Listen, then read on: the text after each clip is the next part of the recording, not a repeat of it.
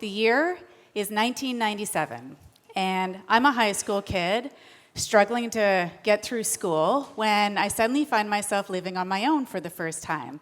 And I have to go on welfare, to survive. And amid the complex math equations that are swirling around my head are worries about how to pay the rent and how to get to school and how am I going to take care of Tabitha?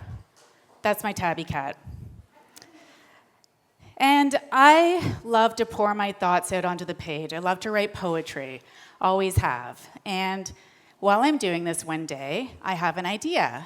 But it's going to take some courage because I'm going to have to talk to people, and, well, that's really terrifying. I tear 3 pages out of my book of poems, and I head downtown on a bus. And I get to the mall there, and I'm scanning the crowd for a friendly face. And I see her. She's got red hair, middle age, long green skirt, looks really friendly. And suddenly my brain is just yelling at me, go now. And my feet are propelling me forward. And I suddenly find myself in front of her, like she's right there.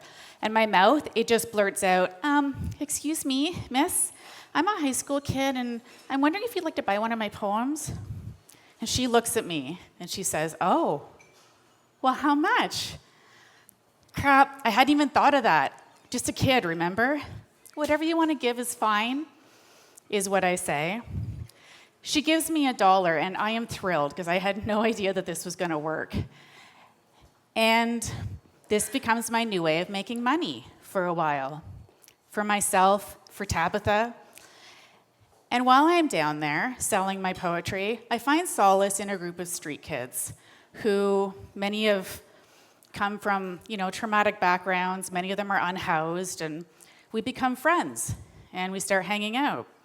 And one day, one of my street kid friends put a squeegee in my hand and says, hey, Swan, that's what they called me. Did you know that you can make money washing car windows at the stoplight? And I'm like, what? They're like, yeah, man, it's all the rage. And it was. Back in the 80s and 90s, squeegeeing was all the rage. And I think to myself, I've been getting really good at talking to people. I feel like maybe I could do this. And so I try it. I propel my squeegee onto the windshield of a car, and I'm yelling, don't worry, it's free, because that's what we say. We want a donation. And the guy gives me $1. And this becomes my new way of making money for a while. Until one day, one of my squeegee colleagues tells a newspaper reporter that she can make $200 a day washing car windows. It's not true. At the most, we might make like $30 in a shift.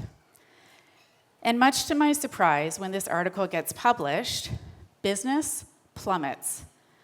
I learned the value of media that day, whether it's true or not. And I'm mad because there is nothing I can do. I'm just a kid, and let's face it, this is among the adults now.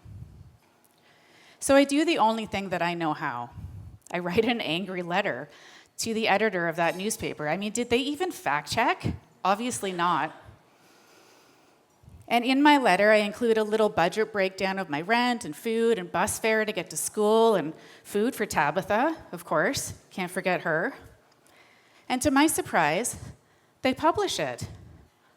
But what was even more amazing was that business picked back up.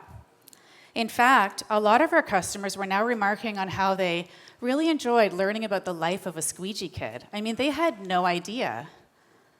And why would they, I guess? I learned a really valuable lesson at this point in my life. I had found my power, and I knew how to use it. And from that moment forward in my life, I made a rule. If ever anything was scary, I had to do it. More recently, this has had me rappelling down 80-meter waterfalls and hanging off the edge of the CN Tower and standing on this stage right now, because, yeah, this is scary. And that's the message that I want to leave with you today. We can do hard things, right?